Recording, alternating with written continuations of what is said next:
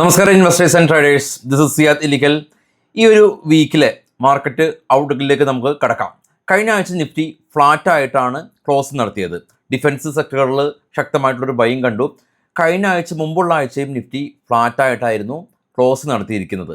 Flat എന്ന് പറയുമ്പോൾ എവിടെയാണോ തിങ്കളാഴ്ച മാർക്കറ്റ് ഓപ്പൺ ചെയ്തത് അവിടെ തന്നെ വെള്ളിയാഴ്ച ദിവസം മാർക്കറ്റ് ക്ലോസ് ചെയ്തു. നിഫ്റ്റിയുടെ ചാർട്ട് കാണാം. 24,117 നിഫ്റ്റി ഓപ്പൺ ചെയ്തു. 24,179 പരിസരത്ത് നിഫ്റ്റി ക്ലോസ് ചെയ്തു. 30 മിനിറ്റിൻ്റെ ചാർട്ടാണ്. മാർക്കറ്റ് വോളറ്റിലിറ്റി ആയിരുന്നെങ്കിൽ കൂടിയും മാർക്കറ്റിൽ തിങ്കളാഴ്ചത്തെ ഓപ്പണിംഗ് റേഞ്ചിൻ്റെ ഏറെക്കുറെ പരിസരത്ത് മാർക്കറ്റ് ക്ലോസ് ചെയ്തിട്ടുണ്ട്.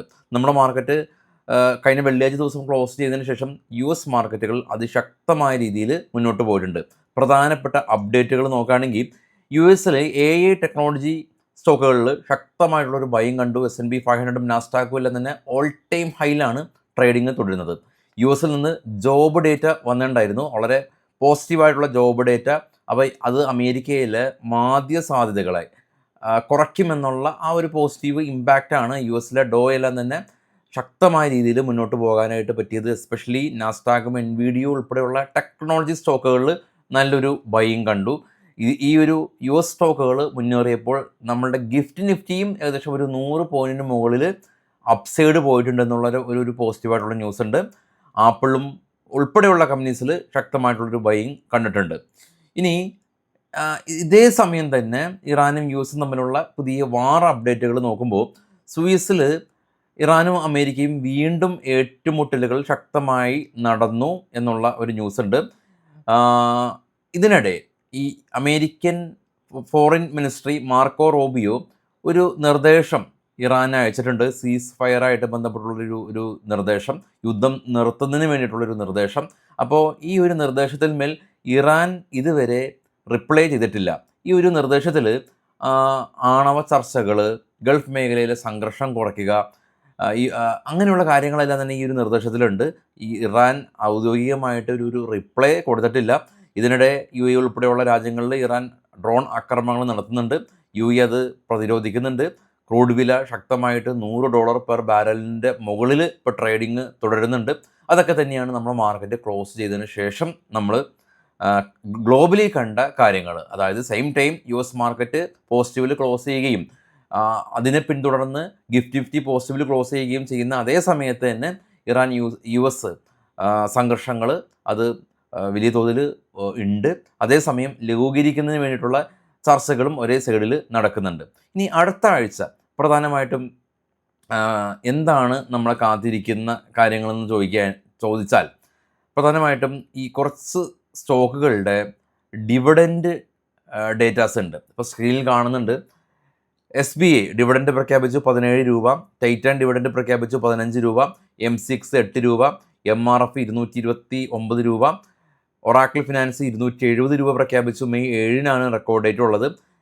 IEX 2 രൂപ പ്രഖ്യാപിച്ചു. L&T 38 രൂപ പ്രഖ്യാപിച്ചു. മെയ് 22-നാണ് എക്സ് ഡിവിഡൻഡ് ഡേറ്റ് ഉള്ളത്. ഹാവൽസ് 6 രൂപ, മെയ് 22-നാണ് റെക്കോർഡ് ഡേറ്റ്. മണപ്പുറം 50 പൈസ, മെയ് 11-ന് റെക്കോർഡ് ഡേറ്റ്. ഗോദ്രേജ് കൺസ്യൂമർ 5 രൂപ, മെയ് 12-നാണ് റെക്കോർഡ് ഡേറ്റ് പ്രധാനമായിട്ടുള്ളത്. ഇനി മറ്റുള്ള കാര്യങ്ങളൊക്കെ പോകുകയാണെങ്കിൽ ഗ്ലോബലി നമ്മൾ കാത്തിരിക്കുന്ന പ്രധാന കുറച്ച് ഈവൻറ്റുകളുണ്ട്. അതായത് ചൊവ്വാഴ്ച ദിവസം ഇന്ത്യയുടെ ഇൻഫ്ലേഷൻ ഡേറ്റ വരും. ബുധനാഴ്ച ദിവസം US-ലെ ഇൻഫ്ലേഷൻ ഡേറ്റ വരും. വ്യാഴാഴ്ച ദിവസം US-ലെ PPI ഇൻഫ്ലേഷൻ ഡേറ്റ വരും. ഈ ഒരു 3 ഡേറ്റയാണ് പ്രധാനമായിട്ടും അടുത്ത ആഴ്ച നമ്മൾ കാത്തിരിക്കുന്ന പ്രധാന കാര്യങ്ങൾ. ഇതിനിടെ ഈ FISൻ്റെ ഭാഗത്തു നിന്നുള്ള ശക്തമായിട്ടുള്ള സെല്ലിങ് തുടർന്നുകൊണ്ടിരിക്കുന്നുണ്ട്. കാണാം സ്ക്രീനിൽ. 8-ാം തീയതി 4,110 കോടി രൂപ സെല്ല് ചെയ്തു. 7-ാം തീയതി 340 കോടി രൂപ. 6-ാം തീയതി 5,834 കോടി രൂപ. 5-ാം തീയതി 3,221 കോടി രൂപയുടെ സെല്ല് നടത്തിയിട്ടുണ്ട്. 4-ാം തീയതി അവർ 2,835 കോടി രൂപയുടെ ബൈയിങ് നടത്തിയെങ്കിൽ കൂടിയും ഈ ഒരു മാസം 11,072 കോടി രൂപയുടെ നെറ്റ് സെല്ലാണ് FIS ഉള്ളത്. DIs ആവട്ടെ എല്ലാ ദിവസവും ബയേഴ്സാണ്. 21,392 കോടി രൂപയുടെ ബൈയിങ് DIs ആഭ്യന്തര ധനകാര്യ സ്ഥാപനങ്ങൾ നടത്തി. ഇനി എക്സാക്റ്റ് നമ്മൾ മാർക്കറ്റ് ക്ലോസ് ചെയ്തതിന് ശേഷം എന്തൊക്കെ നടന്നുവെന്ന് കൃത്യമായിട്ട് സ്ക്രീനിൽ കാണാം. നാസ്ഡാക്ക് 1.7% സ്പൈക്ക് ചെയ്തു. ഡോ 49,000, അതായത് 50,000 കടന്നു. FTSE, CSE 40, DAX, German, UK, France മാർക്കറ്റുകളെല്ലാം തന്നെ നെഗറ്റീവിലാണ് ക്ലോസ് നടത്തിയിട്ടുള്ളത്. ഇനി നമുക്ക് കുറച്ച് സ്റ്റോക്കുകളുടെ വാർത്തകളിലേക്ക് പോകാം. ഇത് ബൈസൽ റെക്കമെൻഡേഷൻ ഒന്നുമല്ല. സ്റ്റോക്ക് മാർക്കറ്റ് നിങ്ങൾക്ക് ഏറ്റവും കുറഞ്ഞ ഫീസിൽ കൊച്ചിയിലും കോഴിക്കോടും അതല്ലെങ്കിൽ ഓൺലൈനും പഠിക്കാം. ഏറ്റവും കുറഞ്ഞ ഫീസിൽ പഠിക്കാം. ബന്ധപ്പെടാം. ഫസ്റ്റ് കമൻറ്റിൽ നമ്പർ പിൻ ചെയ്ത് വെച്ചിട്ടുണ്ട്. സ്റ്റോക്കുകളുടെ വാർത്തയിൽ ആദ്യം ടൈറ്റാനാണ്. നെറ്റ് പ്രോഫിറ്റ് 35% ഉയർന്നു. റവന്യൂ 46% ഉയർന്നു. SBN നെറ്റ് പ്രോഫിറ്റ് 6% ഉയർന്ന് 19,684 കോടി രൂപ. Bank of Baroda net profit 11% ഉയർന്ന് 5,616 കോടി രൂപ. MCX നെറ്റ് പ്രോഫിറ്റ് 291% ഉയർന്ന് 530 കോടി രൂപ കരസ്ഥമാക്കി. MRF നെറ്റ് പ്രോഫിറ്റ് 37% ഉയർന്ന് 702 കോടി രൂപ കരസ്ഥമാക്കി. BSE നെറ്റ് പ്രോഫിറ്റ് 61% ഉയർന്ന് 797 കോടി രൂപ കരസ്ഥമാക്കി. സ്വിഗ്ഗി നെറ്റ് ലോസാണുള്ളത്. പക്ഷേ കഴിഞ്ഞ തവണ 1081 കോടി രൂപ ലോസ് ഉണ്ടായ കമ്പനി ഇത്തവണ 800 കോടി രൂപ ലോസ് കുറച്ചിട്ടുണ്ട്. ഒബ്രോയ് റിയാലിറ്റി നെറ്റ് പ്രോഫിറ്റ് അവർ ഈ തവണ 703 കോടി രൂപ കരസ്ഥമാക്കി എന്നുള്ളതാണ് ഇപ്പോഴുള്ള ന്യൂസുകൾ. കുറച്ച് സ്റ്റോക്കുകളുടെ ന്യൂസുകൾ മാത്രമാണ് എടുത്തിട്ടുള്ളത്. നമ്മുടെ ചാനൽ നിങ്ങൾ എല്ലാ ട്രേഡിംഗ് സുഹൃത്തുക്കൾക്കും ഷെയർ ചെയ്യുക. ട്രേഡ് ചെയ്യുന്ന ആളുകളായിക്കോട്ടെ, നമ്മൾ എക്കണോമിക് കാര്യങ്ങളാണ് കൃത്യമായിട്ട് ഇവിടെ ഡിസ്കസ് ചെയ്യുന്നത്. ഫിനാൻഷ്യൽ കാര്യങ്ങളാണ്. അതിപ്പോൾ ട്രേഡ് ചെയ്യാത്ത ആളുകൾക്കും ഇത് ഉപകാരപ്പെടും. അപ്പോൾ ഒരു ജനറൽ നോളജ് എന്നുള്ള രീതിയിൽ ആളുകൾക്ക് ഉപകാരപ്പെടുന്ന രീതിയിലാണ് നമ്മൾ ന്യൂസ് പ്രിപ്പയർ ചെയ്യുന്നത്.